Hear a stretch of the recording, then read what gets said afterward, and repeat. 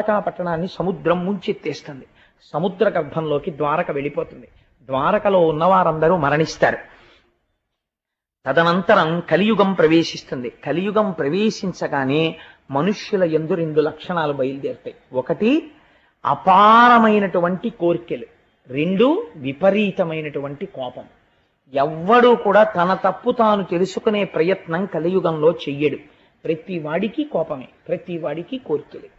కోర్కెల చేత అపారమైనటువంటి కోపము చేత తమ ఆయుర్దాయాన్ని తాము తగ్గించేసుకుంటారు.